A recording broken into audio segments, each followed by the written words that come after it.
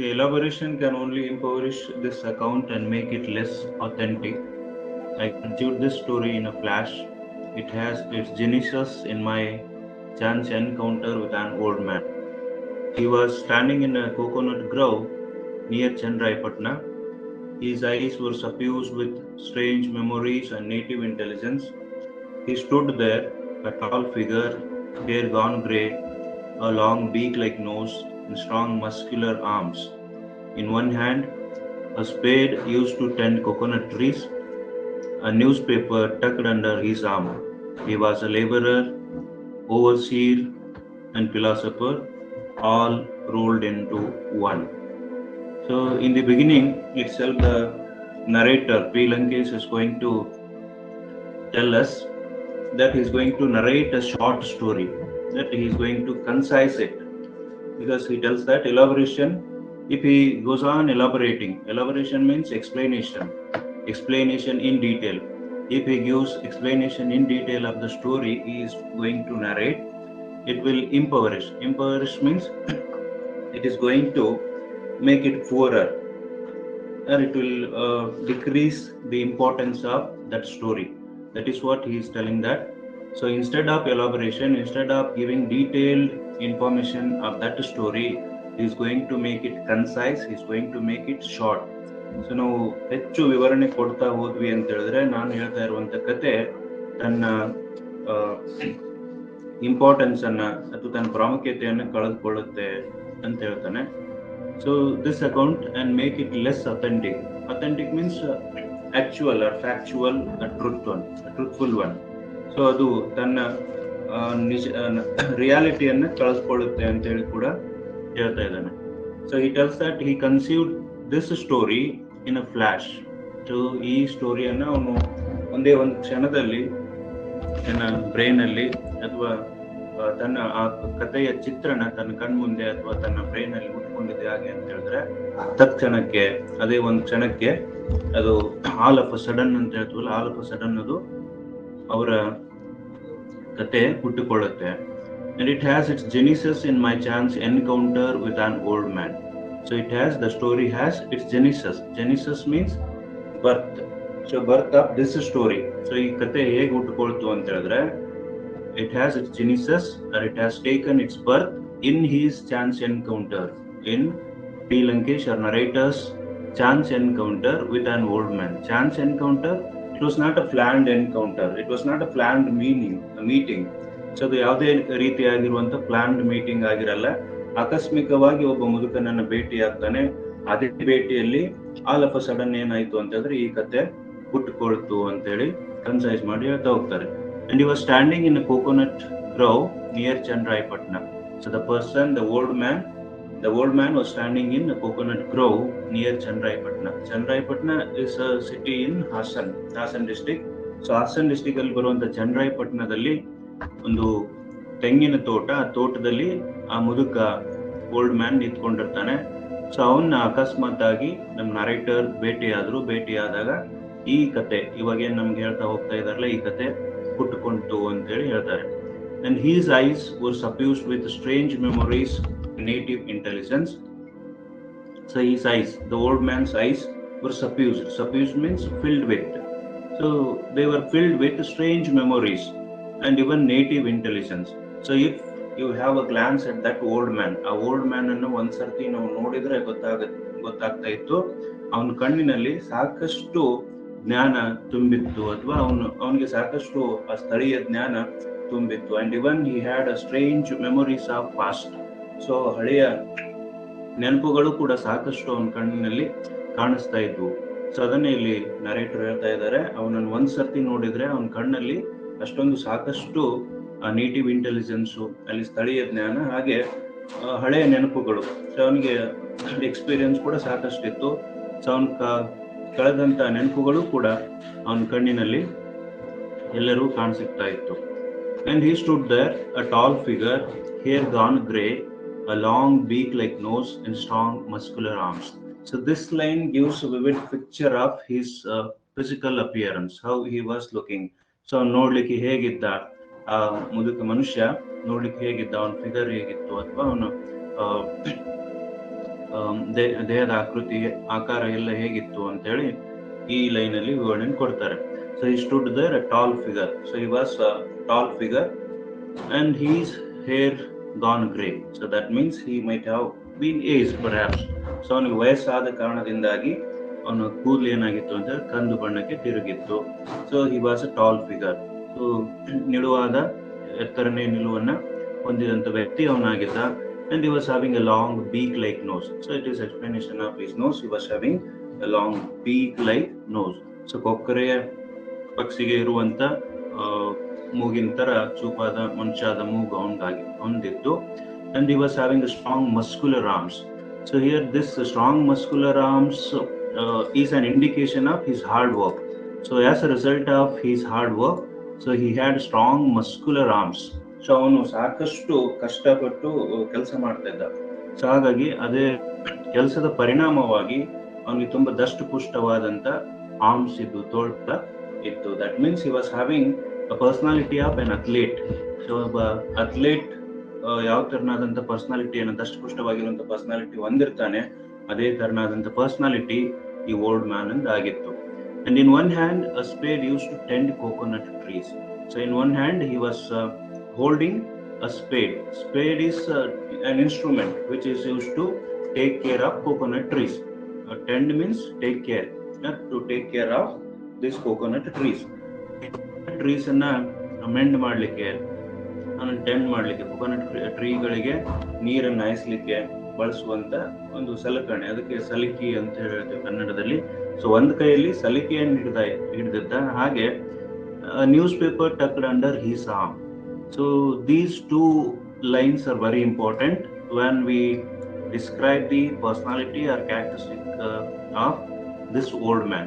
So in first sentence he tells that in one hand a spade used to tend coconut trees. That is an indication that he was a hard worker. He used to work as a laborer in that coconut grove. So ಒಂದ್ ಕೈಯಲ್ಲಿ ಸಲಿಕೆ ಹಿಡಿದಿದ್ದು ಏನನ್ನ ಸೂಚಿಸುತ್ತೆ ಅಂತ ಹೇಳಿದ್ರೆ, ಅವನು ಹೊಲಕ್ಕೆ ಅಥವಾ ತೋಟಕ್ಕೆ ನೀರನ್ನು ಹಾಯಿಸ್ತಾ ಇದ್ದ, ತುಂಬಾ ಹಾರ್ಡ್ ವರ್ಕ್ ಅನ್ನ ಮಾಡ್ತಾ ಇದ್ದ ಅಂತೇಳಿ. ಸೊ ಅವನಿಗೆ ಎಲ್ಲ ಕೆಲಸದ ಮಾಹಿತಿ ಸಾಕಷ್ಟು ಇತ್ತು ಅಂತೇಳಿ. And news paper tucked under his arm. The second sentence tells that news paper tucked his arm.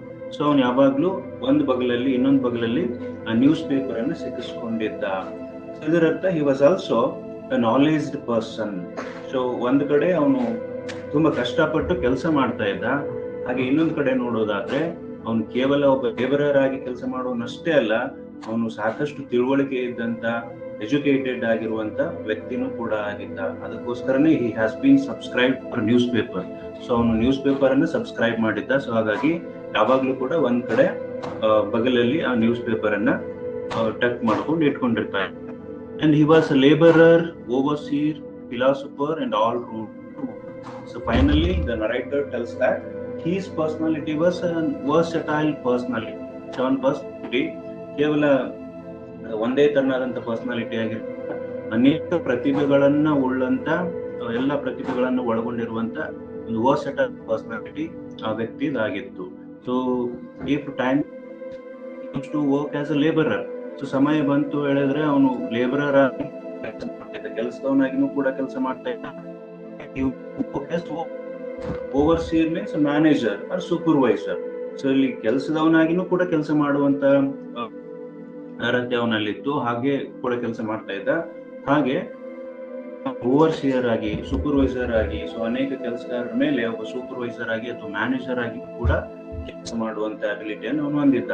So he was also, as the narrator already told us that, so he used to read newspapers. So that is why the narrator is telling that he was also a philosopher. So ಅವನು ಒಬ್ಬ ತತ್ವಜ್ಞಾನಿ ತರ ನೋಡ್ಲಿಕ್ಕೆ ಕಾಣುತ್ತೆ. ನಾವು ಒಂದ್ಸರ್ತಿ ಅವನು ನೋಡಿದ್ರೆ, so ಅವನು ಒಂದ್ ಕಡೆ ಕೆಲಸದವನಾಗಿ ಅಥವಾ ಕೂಲಿ ಕಾರ್ಮಿಕನಾಗಿ ಕೆಲಸ ಮಾಡುವಂತವನು, ಇನ್ನೊಂದ್ ಕಡೆ ಅವನು ಒಬ್ಬ ಸೂಪರ್ವೈಸರ್ ಆಗಿ ಅಥವಾ ಮ್ಯಾನೇಜರ್ ಆಗಿ ಕೆಲಸ ಮಾಡುವಂತವನು. ಅದ್ರ ಜೊತೆಗೆ ಅವನ ನೋಡಿದ ತಕ್ಷಣ ಪ್ರತಿಯೊಬ್ಬರು ಕೂಡ ಗೊತ್ತಾಗ್ತಾ ಇತ್ತು, ಅವನು ತತ್ವಜ್ಞಾನಿ ತರ, ತುಂಬಾ ಎಜುಕೇಟೆಡ್ ಆಗಿರುವಂತ, ವಿಸ್ಡಮ್ ಅನ್ನು ಹೊಂದಿರುವಂತ, ಜ್ಞಾನವನ್ನು ಒಳಗೊಂಡಿರುವಂತ ಜ್ಞಾನಿ ಅವನಾಗಿದ್ದ ಅಂತ ಹೇಳಿ ಗೊತ್ತಾಗ್ತಾ ಇತ್ತು. So this all rolled into one.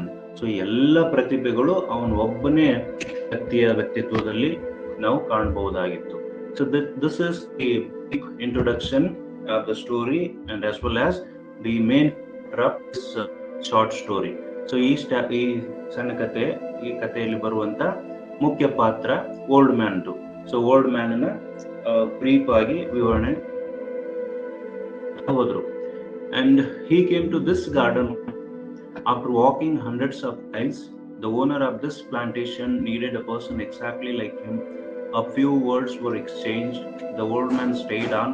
He was really useful. He was well versed in agriculture and could understand the problems of workers.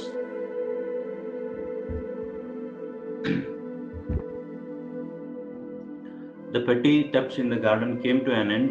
The income from the garden improved dramatically. There was a perceptible change in the lifestyle of owner. The plantation expanded, but the owner became lethargic and stayed away from hard work. His wife found all this very strange. She found it hard to decide whether the old man's arrival was for the better or for the worse. Her husband's wealth and social prestige had risen here. He acquired a number of friends in the next town and an equal number in his own village. Even though he had precious little to do, his life became crowded with colorful events. She became apprehensive about his adultery and umpteen other vices cultivated lately thanks to his newly acquired clout. Their farm, which was nearly 10 acres, had grown beyond their imagination. That was their life was actually out of hand. So he came to this garden one day after walking hundreds of miles. So the old man came to the present garden, on which garden he was standing in that Chandrayapatna. He came to this garden one day. So ಈ ಗಾರ್ಡನ್ಗೆ ಅವನು ಒಂದು ದಿನ ಹಿಂದೆ ಒಂದಾನೊಂದು ದಿನದಲ್ಲಿ ಈ ಗಾರ್ಡನ್ಗೆ ಬಂದಿರ್ತಾನೆ. And that means he was not that place. So ಇದರ ಅರ್ಥ ಏನು ಅಂತ ಹೇಳಿದ್ರೆ ಅವನು ಆ ಸ್ಥಳಕ್ಕೆ ಸಂಬಂಧಿಸಿದವನಾಗಿರ್ಲಿಲ್ಲ ಅಥವಾ ಆ ಸ್ಥಳೀಯ ಚಂದ್ರಾಯಪಟ್ಟಣಕ್ಕೆ ಸೇರಿದಂತ ವ್ಯಕ್ತಿ ಅವನಾಗಿರ್ಲಿಲ್ಲ. Because he had come there in search of job. So ಅವನು ಜಾಬ್ ಅನ್ನು ಹುಡುಕೊಂಡು, ಕೆಲಸವನ್ನು ಹುಡುಕೊಂಡು ಅನೇಕ ದಿನಗಳ ಹಿಂದೆ ಒಂದು ದಿವಸ ಏನಾಗಿತ್ತು ಅಂತಂದ್ರೆ ಕೆಲಸವನ್ನು ಹುಡುಕೊಂಡು ಸುಮಾರು ಮೈಲುಗಳ ದೂರವನ್ನ ಕ್ರಮಿಸಿಕೊಂಡು ನಡೆದುಕೊಂಡು ಈಗ ಬಂದಿರ್ತಾನೆ. So after walking hundreds of miles, so he had come from far away place. So ತುಂಬಾ ದೂರದ ಪ್ರದೇಶದಿಂದ ಈ ಪ್ರದೇಶಕ್ಕೆ ಬಂದಂತವನಾಗಿದ್ನು. That means he did not belong to that place or he was not a native of that place ಅಂತ. So ಅವನು ಆ ಪ್ಲೇಸ್ಗೆ ಸಂಬಂಧಿಸಿದವನು ಅಥವಾ ಆ ಪ್ಲೇಸ್ನವನು, ಆ ಸ್ಥಳದವನು ಅವನಾಗಿರ್ಲಿಲ್ಲ. And the owner of this person exactly like him. So the owner of this plantation, the plantation in which he is working now. So ಇವಾಗ ಯಾವ plantation work ಮಾಡ್ತಾ ಇದ್ನಲ್ಲ ಆ ಪ್ಲಾಂಟೇಶನ್ ಮಾಲೀಕನಿಗೂ ಕೂಡ ಇದೇ ತರದ ನಿರೀಕ್ಷೆ ಇತ್ತು ಅಥವಾ ಇದೇ ತರದ ವ್ಯಕ್ತಿಯ ಅವಶ್ಯಕತೆ ಇತ್ತು. ಸೊ ಅವನಿಗೂ ಕೂಡ ಇದೇ ತರದ ವ್ಯಕ್ತಿಯ ಅವಶ್ಯಕತೆ ಇತ್ತು. ಅವನು ಕೂಡ ಇಂಥ ಒಬ್ಬ ಕೆಲಸಗಾರನ್ನ ಹುಡುಕ್ತಾ ಇದ್ದ. ಹಾಗೆ ಈ ಓಲ್ಡ್ ಮ್ಯಾನ್ ಕೂಡ ತನಗೆ ಕೆಲಸವನ್ನು ಹುಡುಕ್ತಾ ಇದ್ದ. So few words var exchange when they encountered each other, when they met each other. Old man ಮತ್ತೆ ಪ್ಲಾಂಟೇಶನ್ ಓನರ್ ಇಬ್ರು ಕೂಡ ಭೇಟಿಯಾದಾಗ so they exchange very few words regarding their work and wages. So ತಮ್ಮ ಕೆಲಸ ಮತ್ತೆ wages ಬಗ್ಗೆ ಕೆಲವು ಮಾತುಗಳು ಅವ್ರ ಮಧ್ಯೆ ನಡೆಯುತ್ತೆ. And the old man stayed on. So the old man started working in that plantation. ಅವನು ಒಪ್ಕೊಂಡು ಇದೇ ಗಾರ್ಡನ್ ಅಲ್ಲಿ ಅಲ್ಲೇ ಉಳಿಲಿಕ್ಕೆ ಸ್ಟಾರ್ಟ್ ಮಾಡ್ತಾನೆ, ಅಲ್ಲಿ ಕೆಲಸ ಮಾಡ್ಲಿಕ್ಕೆ continue. And he was really useful and he was well versed in agriculture and could understand the problems of workers. So after a few days, the owner of that plantation came to know that he was really useful. The old man was really useful. So ಕೆಲವು ದಿನಗಳಾದ ನಂತರ ಆ plantation ಓನರ್ಗೆ ಗೊತ್ತಾಗುತ್ತೆ ಇವನು ತುಂಬಾ ಉಪಯುಕ್ತ ಇದ್ದಾನೆ. So ಇವನಿಗೆ ಸಾಕಷ್ಟು ಜ್ಞಾನ ಇತ್ತು ಕೃಷಿ ಬಗ್ಗೆ. ಸೊ ಹಾಗಾಗಿ ಇವನು ತುಂಬಾ ಉಪಯುಕ್ತ ಇದ್ದಾನೆ ಅಂತ ಹೇಳಿ ಪ್ಲಾಂಟೇಶನ್ ಓನರ್ಗೆ ಅರ್ಥ ಆಗುತ್ತೆ. And he was well versed in agriculture. So ಅಗ್ರಿಕಲ್ಚರ್ಗೆ ಸಂಬಂಧಪಟ್ಟ ಹಾಗೆ ಎಲ್ಲಾನು ಕೂಡ, ಎಲ್ಲ ಮಾಹಿತಿ ಕೂಡ ಅವನಿಗೆ. So old man knew everything about agriculture. And not only that, he could understand the problems of the workers.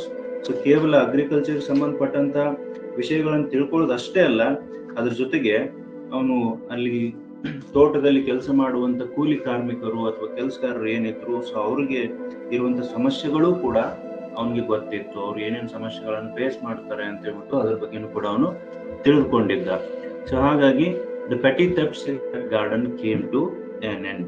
So as he used to solve the problems of the workers in that plantation, there used to be the small thefts. Petty means small. So small thefts used to happen in the garden before the arrival of the old man. So ಈ old man ಬರೋಕ್ಕಿಂತ ಮೊದಲಿಗೆ ಆ garden ಅಲ್ಲಿ ಚಿಕ್ಕ ಪುಟ್ಟ ಕಳ್ಳತನಗಳೆಲ್ಲ ನಡೀತಾ ಇತ್ತು. But ಇವನ್ ಬಂದ ನಂತರ, ಸೊ ಅವರೆಲ್ಲ ಕೆಲಸಗಾರರ ಸಮಸ್ಯೆಗಳನ್ನು ಬಗೆಹರಿಸಿದ ನಂತರ ಅಲ್ಲಿ ನಡೀತಾ ಇರುವಂತ ಸಣ್ಣ ಪುಟ್ಟ ಈ ಕಳ್ಳತನಗಳೆಲ್ಲ ಏನಾಯ್ತು ಅಂತ ಹೇಳಿದ್ರೆ, they stop all at once. So ಎಲ್ಲವೂ ಕೂಡ ಒಂದೇ ಸಮನಾಗಿ ನಿಂತೋಗುತ್ತೆ. They came to an end. And as a result of the stopping of these pests improved dramatically. So dramatically means strikingly. ತುಂಬಾ ವಿಪರೀತವಾಗಿ ಆ ಗಾರ್ಡನ್ ಇಂದ ಬರುವಂತ ಆದಾಯ ಹೆಚ್ಚಾಗ್ತಾ ಹೋಯ್ತು. ಅದರ ಮೊದಲಿಗೆ ಇವನು ಆ ಅಗ್ರಿಕಲ್ಚರ್ ಅಲ್ಲಿ, ಕೃಷಿಯಲ್ಲಿ ಎಲ್ಲ ನೈಪುಣ್ಯತೆಯನ್ನು ಹೊಂದಿದಂತವನಾಗಿದ್ನು. ಕೃಷಿಗೆ ಸಂಬಂಧಪಟ್ಟಾಗ ಎಲ್ಲ ಮಾಹಿತಿ ಕೂಡ ಈ ಓಲ್ಡ್ ಇತ್ತು. And he could easily understand the problems of the ವರ್ಕರ್ಗೆ ಇರುವಂತ ಸಮಸ್ಯೆಗಳನ್ನ ಬಗೆಹರಿಸ್ತಾ ಇದ್ದ. And even small thefts in that garden came to an end. So ಅಲ್ಲಿ ನಡೀತಾ ಇರುವಂತ ಚಿಕ್ಕ ಪುಟ್ಟ ಕಳ್ಳತನಗಳು ಕೂಡ ನಿಂತು ಹೋದು. ಸೊ ಈ ಎಲ್ಲ ಕಾರಣಗಳಿಂದಾಗಿ ಏನಾಯ್ತು ಅಂತ ಹೇಳಿದ್ರೆ, ಆ ಗಾರ್ಡನ್ ನಿಂದ ಬರುವಂತ ಆದಾಯ, ಆ ತೋಟದಿಂದ ಬರುವಂತ ಆದಾಯ ಸ್ಟ್ರೈಕಿಂಗ್ ಆಗಿ ತುಂಬಾ ವಿಪರೀತವಾಗಿ ಗಣನೀಯವಾಗಿ ಹೆಚ್ಚಾಗ್ತಾ ಹೋಯಿತು. So as a result of all these things, so ಇದೆಲ್ಲ ನಡೆದಾದ ನಂತರ ಏನಾಯ್ತು ಅಂತ ಹೇಳಿದ್ರೆ, there was also a perceptible change in the lifestyle of the owner. So here perceptible means visible. So ಕಣ್ಣಿಗೆ ಎಲ್ಲರಿಗೂ ಕಾಣಿಸುವಂತದ್ದು, ಅಥವಾ ಎಲ್ಲರಿಗೂ ಕಾಣುವ ಹಾಗೆ ಆ ಓನರ್ನ ಜೀವನ ಶೈಲಿನೂ ಕೂಡ ಬದಲಾವಣೆ ಆಗ್ತಾ ಹೋಯಿತು. ಸೊ ಓಲ್ಡ್ ಮ್ಯಾನ್ ಬಂದ ನಂತರ, ಅವ್ರ ತೋಟಕ್ಕೆ ಓಲ್ಡ್ ಮ್ಯಾನ್ ಬಂದ ನಂತರ, ಸೊ ಇದೆಲ್ಲ ಬದಲಾವಣೆಗಳ ಜೊತೆಗೆ ಎಲ್ಲರ ಕಣ್ಣಿಗೆ ಕಾಣುವ ಹಾಗೆ, ಎಲ್ಲರ ನೋಟಕ್ಕೆ ಸಿಗುವ ಹಾಗೆ ಅವನ ಲೈಫ್ ಸ್ಟೈಲ್ ಕೂಡ, ಆ ಓನರ್ನ ಜೀವನ ಶೈಲಿನೂ ಕೂಡ ಬದಲಾವಣೆ ಆಗ್ತಾ ಹೋಯಿತು. So there was perceptible means visible. So ಕಣ್ಣಿಗೆ ಕಾಣುವಂಥದ್ದು, ಎಲ್ಲರೂ ಕಾಣುವ ಹಾಗೆ ಅವನ ಜೀವನ ಶೈಲಿನೂ ಕೂಡ ಚೇಂಜ್ ಆಗ್ತಾ ಹೋಯಿತು. And the plantation expanded. So as a result of the hard work of this old man. So old man ತುಂಬಾ ಕಷ್ಟಪಟ್ಟು ಕೆಲಸ ಮಾಡ್ತಾ ಇದ್ದ. ಸೊ ಅದರ ಪರಿಣಾಮವಾಗಿ ಪ್ಲಾಂಟೇಶನ್ ಕೂಡ ಎಕ್ಸ್ಪ್ಯಾಂಡ್ ಆಗ್ತಾ ಹೋಯಿತು. ಸೊ ಆ ತೋಟನೂ ಕೂಡ ದೊಡ್ಡದಾಗ್ತಾ ಹೋಯಿತು. So they went on purchasing adjacent lands to their plantation. So ಅಲ್ಲಿ ಅವನ ಹಾರ್ಡ್ ವರ್ಕ್ ನ ಪ್ರತಿಫಲವಾಗಿ ಅವರ ಇನ್ಕಮ್ ಹೇಗೆ ಹೆಚ್ಚಾಗ್ತಾ ಹೋಯ್ತು, ಹಾಗೆ ಇನ್ಕಮ್ ಹೆಚ್ಚಾದ ಹಾಗೆ ಅವರು ತಮ್ಮ ಹೊಲಕ್ಕೆ ಅಥವಾ ತಮ್ಮ ತೋಟಕ್ಕೆ ಸಮೀಪ ಇರುವಂತ ಅಕ್ಕಪಕ್ಕದಲ್ಲಿರುವಂತ ಎಲ್ಲ ಹೊಲಗಳನ್ನ ಪರ್ಚೇಸ್ ಮಾಡ್ತಾ ಹೋಗ್ತಾರೆ. So as a result of that their plantation expanded. So ಅವ್ರ ಪ್ಲಾಂಟೇಶನ್ ಕೂಡ, ಅವ್ರ ತೋಟನೂ ಕೂಡ ದೊಡ್ಡದಾಗ್ತಾ ಹೋಯ್ತು. But the owner became lethargic and seed away from hard work. So as a result of the arrival of old man, the owner became lethargic and seed away from hard work. So here lethargic means lazy. So the owner became lazy after the arrival of the old man. The owner became lazy. So earlier he used to do something in his farm. So before the arrival of the old man, the owner of that farm, he used to do something. He used to do some work in his field. So ತನ್ನ field ಅಲ್ಲಿ, ತನ್ನ ಹೊಲದಲ್ಲಿ, ತೋಟದಲ್ಲಿ ಆ old man ಬರೋದಕ್ಕಿಂತ ಮೊದಲಿಗೆ ಸಣ್ಣ ಪುಟ್ಟ ಕೆಲಸಗಳನ್ನ ಓನರ್ ಮಾಡ್ತಾ ಇದ್ದ. ಸೊ ಈ ಓಲ್ಡ್ ಮ್ಯಾನ್ ಬಂದ ನಂತರ ಎಲ್ಲ ಕೆಲಸವನ್ನು ಈ ಓಲ್ಡ್ ಮ್ಯಾನ್ನೇ ಮಾಡ್ತಾ ಇರೋದ್ರಿಂದ ಓನರ್ಗೆ ಏನಾಗುತ್ತೆ, ಕೆಲಸನೇ ಇಲ್ದ ಹಾಗಾಗುತ್ತೆ. So as a result of that the owner become lethargic. Lethargic means lazy. He became lazy, and not only that, he shied away from hard work. Shied away or shy away means to move away. He moved away from hard work. So ಯಾವುದು ಕಷ್ಟದ ಕೆಲಸನೂ ಕೂಡ ನನಗೆ ತರಬೇಡ್ರಿ, ಅಥವಾ ನಾನು ಯಾವುದೇ ಕಷ್ಟದ ಕೆಲಸವನ್ನ ಮಾಡ್ಲಿಕ್ಕೆ ಆಗಲ್ಲ ಅನ್ನೋ ಮಟ್ಟಕ್ಕೆ ಆ ಓನರ್ ಬೆಳ್ಕೊಂಡ್ ಬಿಡ್ತಾನೆ. So he started shying away from hard work. So moving away from hard work. ಕಠಿಣವಾದಂತ ಕೆಲಸದಿಂದ, ಕಷ್ಟದ ಕೆಲಸದಿಂದ ತನ್ನನ್ನು ತಾನು ದೂರ ಇಟ್ಕೊಳ್ಳಿಕ್ಕೆ ಸ್ಟಾರ್ಟ್ ಮಾಡಿದ. So after noticing these all changes, so ಎಲ್ಲ ಬದಲಾವಣೆಗಳನ್ನು ನೋಟಿಸ್ ಮಾಡಿದಂತ ಓನರ್ ವೈಫ್ಗೆ ಏನ್ ಅನ್ಸುತ್ತೆ, so his wife, the owner's wife found all this very strange. So after noticing this all changes, after noticing this all changes in the lifestyle of owner as well as changes in their plantation, the wife of that owner found all this very strange. ಇದನ್ನೆಲ್ಲ ನೋಡಿದಂತ, ಇದನ್ನೆಲ್ಲ ಗಮನಿಸಿದಂತ ಓನರ್ನ ಹೆಂಡತಿಗೆ so ಇದೆಲ್ಲ ತುಂಬಾ ವಿಚಿತ್ರ ಅನಿಸ್ತು. She found it hard to decide whether the old man's arrival was for the better or for the worse. So then she was unable to decide. She was unable to decide whether the arrival of that old man was for their good or for their worse. So ಅವಳಿಗೆ ಕೊನೆಗೆ ಇದನ್ನ decide ಮಾಡ್ಲಿಕ್ಕೂ ಕೂಡ ಆಗದೆ ಇರುವಂತ ಒಂದು ಕಠಿಣ ಪರಿಸ್ಥಿತಿ ಅಥವಾ ಡೈಲಮಾ ಅವಳಿಗೆ ಫೇಸ್ ಆಗತ್ತೆ. ಏನು ಅಂತ ಹೇಳಿದ್ರೆ, ಸೊ ಆ ಓಲ್ಡ್ ಮ್ಯಾನ್ ಬಂದಿದ್ದು ಅವ್ರು ಒಳ್ಳೇದಕ್ಕ ಅಥವಾ ಕೆಟ್ಟದಕ್ಕ ಅಂತ ಹೇಳಿನೂ ಕೂಡ ಅವಳಿಗೆ ಇವಾಗ ತೀರ್ಮಾನ ಮಾಡ್ಲಿಕ್ಕೆ ಆಗದೆ ಇರುವಂತ ಪರಿಸ್ಥಿತಿಗೆ ಬಂದ್ಬಿಡ್ತಾಳೆ. ಯಾಕೆಂತ ಹೇಳಿದ್ರೆ, ಒಂದ್ ಕಡೆ ನೋಡಿದ್ರೆ on the one hand there income from the garden or income from the plantation was improving dramatically, strikingly. So ಅಲ್ಲಿ ಒಂದ್ ಕಡೆ ಅಲ್ಲಿ ಇರುವಂತ ಎಲ್ಲ ಸಣ್ಣ ಪುಟ್ಟ ಕಳ್ತನ ಎಲ್ಲ ನಿಂತು, ಅಗ್ರಿಕಲ್ಚರಲ್ ಲೇಬರರ್ಸ್ ಪ್ರಾಬ್ಲಮ್ಸ್ ಎಲ್ಲ ಬಗೆಹರಿದು. So as a result of that, so their plantation also expanded and even the income from the garden was also dramatically improved. So on the other hand, the owner's lifestyle completely changed and he became lethargic, he became lazy and he was moving away from hard work. So ಒಂದ್ ಕಡೆ ನೋಡಿದ್ರೆ income ಜಾಸ್ತಿ ಆಗ್ತಾ ಹೋಗ್ತಾ ಇತ್ತು, ಅವ್ರಿಗೆ ಸಿಗುವಂತ income ಆದಾಯ ಹೆಚ್ಚಾಗ್ತಾ ಹೋಗ್ತಾ ಇತ್ತು. ಇನ್ನೊಂದ್ ಕಡೆ ನೋಡಿದ್ರೆ ಓನರ್ ಏನಾಗ್ತಾನೆ ಅಂತ ಹೇಳಿದ್ರೆ, he became lazy and he was avoiding hard work. Shied away means moving away or avoiding hard work. He started the hard work. So ಇದನ್ನೆಲ್ಲ ನೋಡಿದಂತ ಓನರ್ ಹೆಂಡತಿಗೆ ತುಂಬಾ ವಿಚಿತ್ರ ಅನ್ಸಿತು. She was unable to decide whether the arrival of old man was for their or for their worse. So ಅದು ಅವ್ನು ಬಂದಿದ್ದು ಅವ್ರು ಒಳ್ಳೇದಕ್ಕ ಅಥವಾ ಕೆಟ್ಟದಕ್ಕ ಅಂತ ಹೇಳಿನೂ ಕೂಡ ತೀರ್ಮಾನ ಮಾಡ್ಲಿಕ್ಕೆ ಆಗದೆ ಇರುವಂತ ಪರಿಸ್ಥಿತಿಗೆ ಆ ಓನರ್ಸ್ ವೈಫ್ ಬಂದ್ಬಿಡ್ತಾರೆ. So her husband's wealth and social prestige had risen. So on the one hand, her husband's wealth and social prestige had risen. It was rising day by day. So ಒಂದ್ ಕಡೆ ನೋಡಿದ್ರೆ ಅವಳ ಗಂಡನ wealth ಅಂದ್ರೆ ಸಂಪತ್ತು, ಆದಾಯ, ಹಾಗೆ ಅದ್ರ ಜೊತೆಗೆ ಸಾಮಾಜಿಕ ಸ್ಥಿತಿಗತಿ, ಸಮಾಜದಲ್ಲಿ ಅವನಿಗೆ ಸಿಗುವಂತ ಮನ್ನಣೆ, ಗೌರವ ಅದೆಲ್ಲ ದಿನದಿಂದ ದಿನಕ್ಕೆ ಹೆಚ್ಚಾಗ್ತಾ ಹೋಗ್ತಾ ಇತ್ತು.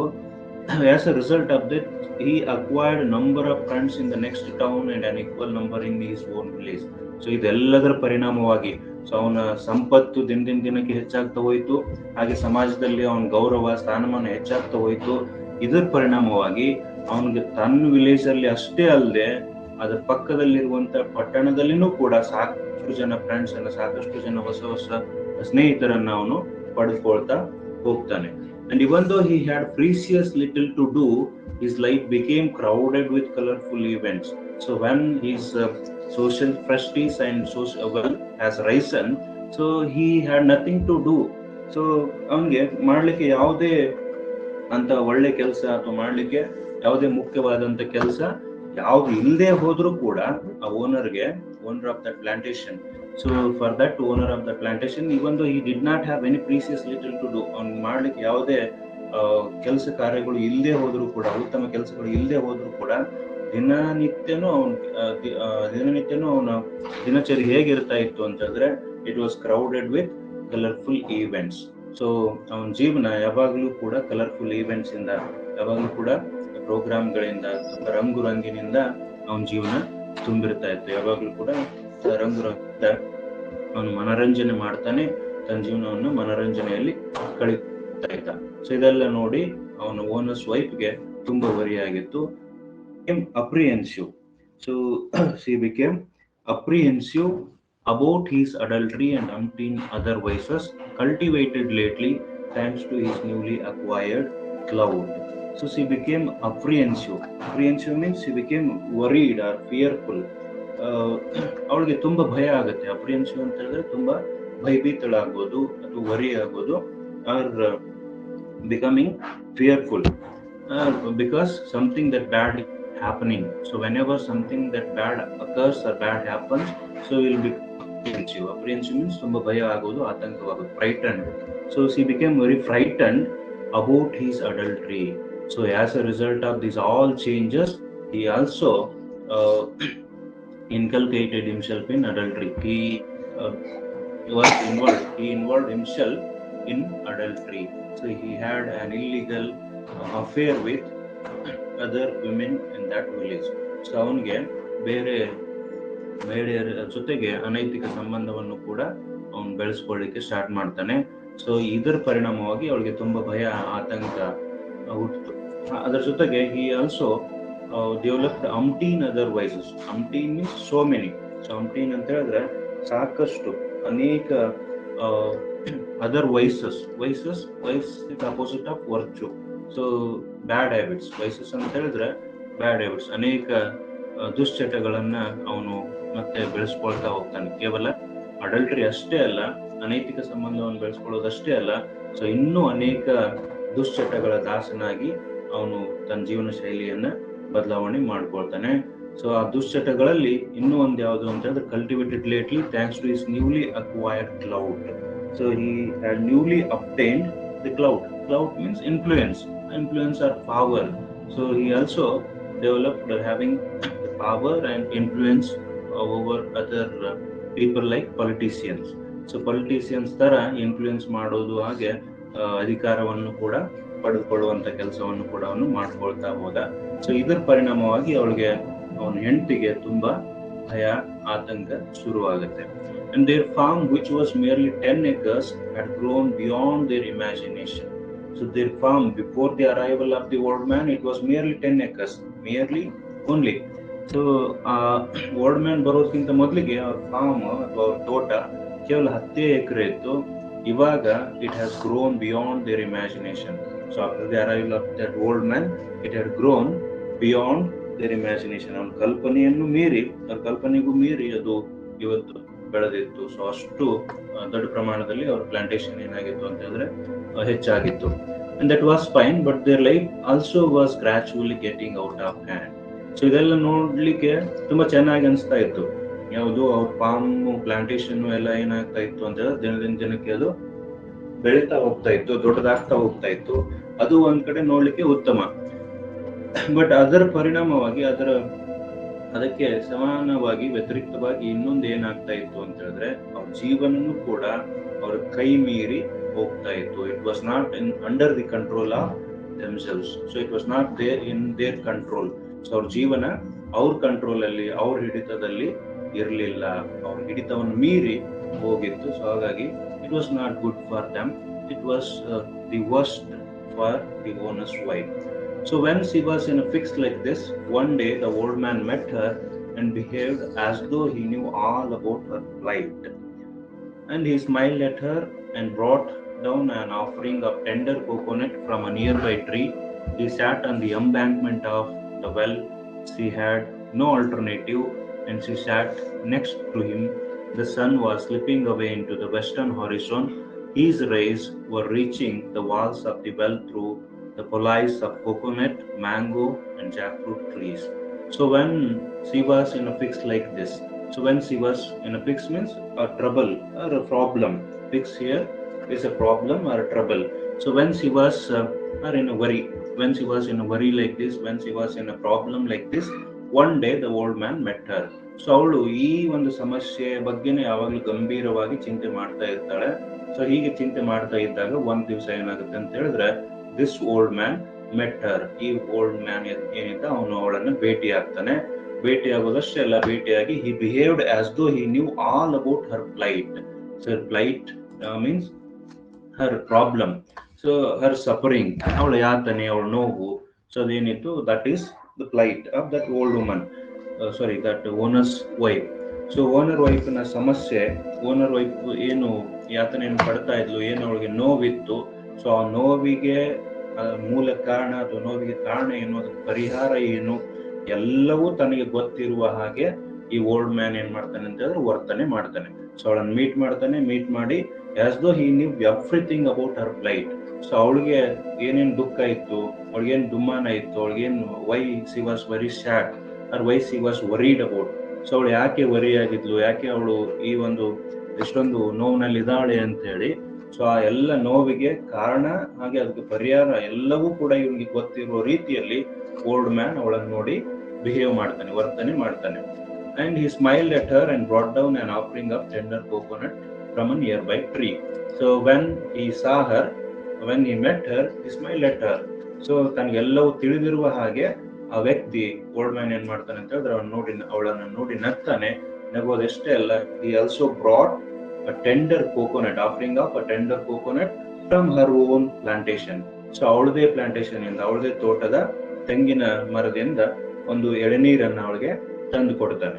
ಸೊ ಅವಳನ್ನು ನೋಡಿ ನಗ್ತಾ ಅವಳಿಗೆ ಅವಳದೇ ತೋಟದಿಂದ ಎಳನೀರನ್ನ ತಂದು ಕೊಟ್ಟ, ಟೆಂಡರ್ ಕೋಕೋನಟ್ ಎಳನೀರು. ಸೊ ಎಳನೀರನ್ನು ತಂದು ಕೊಟ್ಟ. he sat on the embankment of the well. So he sat on the embankment of the well. Embankment means the wall of the well. So ಆ ಬಾವಿ ಕಟ್ಟೆ ಅಂತ ಹೇಳಿದ್ವಿ ಕನ್ನಡದಲ್ಲಿ. ಸೊ ಅವನು ಏನ್ ಮಾಡ್ತಾನೆ, ಅವಳಿಗೆ ಆ ಎಳನೀರನ್ನು ತಂದು ಕೊಟ್ಬಿಟ್ಟು ಆ ಬಾವಿ ಕಟ್ಟೆ ಅಂತ ಏನ್ ಹೇಳ್ತೀವಿ, ಬಾವಿ ಕಟ್ಟೆ ಮೇಲೆ ಒಂದು ಬಾವಿ ಇತ್ತು, ಆ ಬಾವಿಗೆ ಒಂದು ವಾಲ್ ಇತ್ತು. ಸೊ ವಾಲ್ನ ಎಡ್ಜ್ ಏನಿರುತ್ತೆ, ಸೊ ಅಲ್ಲಿ ಅವನು ಬಂದು ಕೂತ್ಕೊಂಡ. ಸೊ ಬಾವಿ ಕಟ್ಟೆ ಮೇಲೆ ಕೂತ್ಕೊಳ್ತಾನೆ. and she had no alternative and she sat next to him. So she had no alternative, ಅವಳಿಗೆ ಬೇರೆ ಯಾವುದೇ ಮಾರ್ಗ ಇರಲಿಲ್ಲ, ದಾರಿ ಇರಲಿಲ್ಲ. ಸೊ ಅದಕ್ಕೆ ಅವಳು ಏನ್ ಮಾಡ್ತಾಳೆ ಅಂದ್ರೆ, she also sat next to him, ಅವಳು ಅವನ ಪಕ್ಕದಲ್ಲಿ ಬಂದು ಕೂರ್ತಾಳೆ, ಓಲ್ಡ್ ಮ್ಯಾನ್ ಪಕ್ಕಕ್ಕೆ ಬಂದು ಕೂತ್ಲು. And the sun was slipping away into the western horizon. His rays were reaching the walls of the well through the foliage of coconut, mango and jackfruit trees. So the sun was slipping away into the western horizon. So this indicates that it was the evening time. So sun slips away in the western horizon during the time of sunset. So the sunset time ಆಗಿತ್ತು, ಮುಸ್ಸಂಜೆ ವೇಳೆ ಆಗಿತ್ತು. ಸನ್ ಏನಾಗ್ತಾ ಇದ್ದ, ಸೂರ್ಯ ಏನಾಗ್ತಾ ಇದ್ದ ಅಂತ ಹೇಳಿದ್ರೆ ಪಶ್ಚಿಮದ ದಿಕ್ಕಿನಲ್ಲಿ ಅವನು ಮುಳುಗ್ತಾ ಇದ್ದ. So he was slipping away. So ಅವನು ಮುಳುಗ್ತಾ ಇದ್ದ ಅಥವಾ ಜಾರ್ತಾ ಇದ್ದ. and his rays were reaching the walls of well through the foliage of coconut, mango and jackfruit trees. So these were the different kinds of fruits and trees which were grown in the plantation. So ಆ ತೋಟದಲ್ಲಿರುವಂತ ಮರಗಳು ಯಾವುದು, coconut, mango, jackfruit trees ಇದ್ವು. and sun rays were reaching the well through foliage. So foliage means leaves. ಇಲ್ಲಿ foliage ಅಂತ ಹೇಳಿದ್ರೆ leaves ಅಂದ್ರೆ ಮರದ ಎಲೆಗಳು. ಸೊ ಮರದ ಎಲೆಗಳ ಮೂಲಕ ಅಥವಾ ಮರದ ಎಲೆಗಳ ಒಳಗಿಂದ ಹಾಸಿ, ಸೊ ಅಂತ ಹೇಳಿದ್ರೆ ಸೂರ್ಯನ ಕಿರಣಗಳು, ಸೂರ್ಯನ ರಶ್ಮಿ ವೆಲ್ಲಿನ ಅಂದ್ರೆ ಆ ಬಾವಿಯ ಗೋಡೆ ಮೇಲೆ ಬೀರುತ್ತದೆ ಅಂತ ಹೇಳಿದ್ರೆ. ಮುಸ್ಸಂಜೆ ವೇಳೆ ಆಗಿತ್ತು. ಮುಸ್ಸಂಜೆ ವೇಳೆಯಲ್ಲಿ ಸೂರ್ಯ ಪಶ್ಚಿಮ ದಿಕ್ಕಿಗೆ ಮುಳುಗ್ತಾ ಇದ್ದ. ಅವಾಗ ಸೂರ್ಯನ ಕಿರಣಗಳು ಏನಾಗ್ತಾ ಇದ್ವು ಅಂತ ಹೇಳಿದ್ರೆ ಅವು ಚಾಚಿದ್ವು ಈ ಮ್ಯಾಂಗೋ, ಜಾಕ್ ಫ್ರೂಟ್ ಮತ್ತೆ ಕೊಕೊನಟ್ ಟ್ರೀಗಳ ಎಲೆಗಳ ಮೂಲಕ ಹಾಸಿ ಅವು ಬಾವಿ ಇದ್ವು. And the old man began his narrative.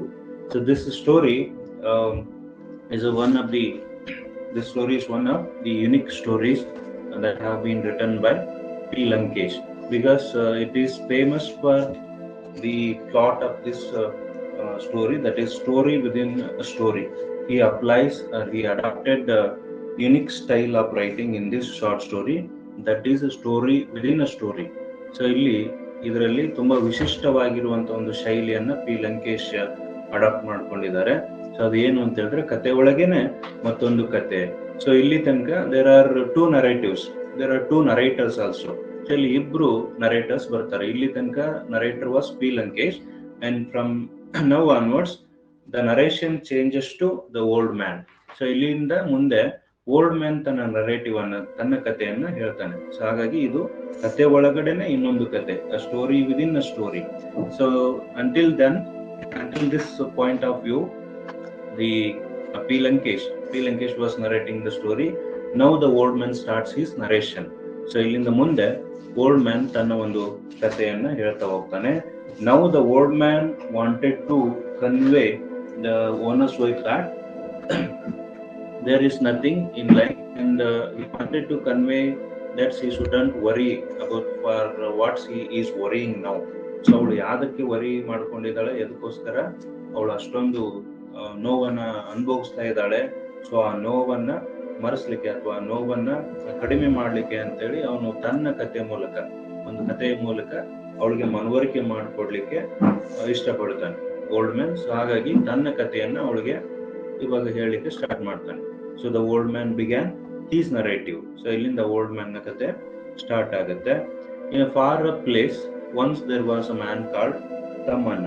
So the old man started his narration of a story, and in that story there was a man called Tammanna. So ತುಂಬಾ ದೂರದ ಪ್ರದೇಶದಲ್ಲಿ ಅಲ್ಲಿ ಒಬ್ಬ ವ್ಯಕ್ತಿ ಇದ್ದ, ಅವನ ಹೆಸರು ತಮ್ಮಣ್ಣ ಅಂತ ಹೇಳಿ. And he had everything. Tammanna had everything: 10 acres of wetland, a comfortable house, people ready to do his bidding, and the most important among all his possession was his rival Sangosi. So underline this word, most important among all his possession was his rival Sangosi. So who was Sangosi? Sangosi was rival of Tammanna. So ತುಂಬಾ ದೂರದ ಪ್ರದೇಶದಲ್ಲಿ old man ಇವಾಗ ಒಂದು ಕಥೆಯನ್ನು start ಮಾಡ್ತಾನೆ. ಆ ಕಥೆ ಮೂಲಕ ಓನರ್ಸ್ ವೈಫ್ಗೆ ಏನು ಅವನಿಗೆ ಒಂದು ಸಂದೇಶವನ್ನು ಕೊಡಬೇಕಿದೆ. ಸೊ ಅದಕ್ಕೋಸ್ಕರ ತನ್ನ ಕಥೆಯನ್ನು ಹೇಳಲಿಕ್ಕೆ ಸ್ಟಾರ್ಟ್ ಮಾಡಿದ. So in a far a place once there was a man called Tammanna. ತುಂಬಾ ದೂರದ ಪ್ರದೇಶದಲ್ಲಿ ಅಲ್ಲಿ ಒಬ್ಬ ವ್ಯಕ್ತಿ ತಮ್ಮಣ್ಣ ಅಂತ ಹೇಳಿ. ಸೊ ತಮ್ಮಣ್ಣನಿಗೆ ಎಲ್ಲನೂ ಇತ್ತು ಅಂತ ಹೇಳಿದ್ರೆ, ಒಂದು ಸುಖಕರವಾದಂತ ಜೀವನವನ್ನು ನಡೆಸಲಿಕ್ಕೆ ಅಗತ್ಯವಾಗಿ ಬೇಕಾಗಿರುವಂತ ಎಲ್ಲನೂ ಕೂಡ ಅವನ ಕಡೆ ಇತ್ತು ಅಂತ ಹೇಳಿ. Most important among his position was his rival Sangoji also. So he had 10 acres of wetland.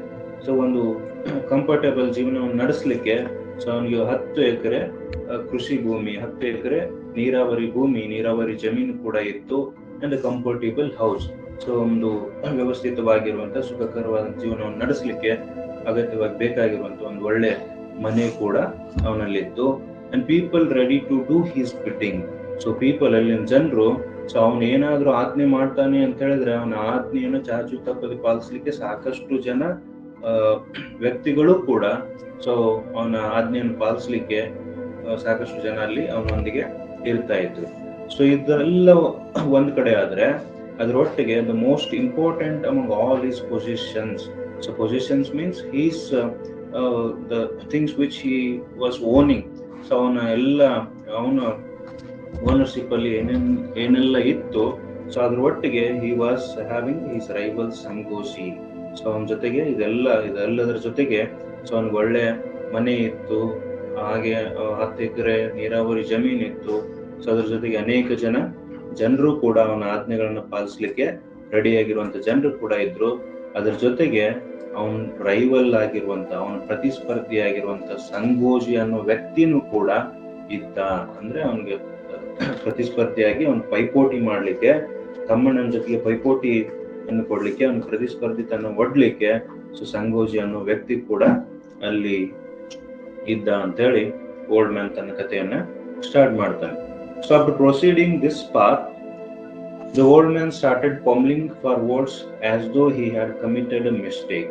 She was listening. She felt like going away, saying, "All this is none of my concern." However, unwilling to hurt the old man, she continued to sit there quietly. The old man went on. No, his name was not Sangosi. It was Baswaya. He expressed his amazement at how facts take on such worried guises when they are narrated as a fiction. So after proceeding this far, so ಇಲ್ಲಿ ತನಕ ಅವನು ತನ್ನ ಕಥೆಯನ್ನು ಹೇಳಿ ಮುಂದೆ ಹೋಗಿರ್ತಾನೆ. So after proceeding this far, the old man started fumbling for words as though he had committed a mistake.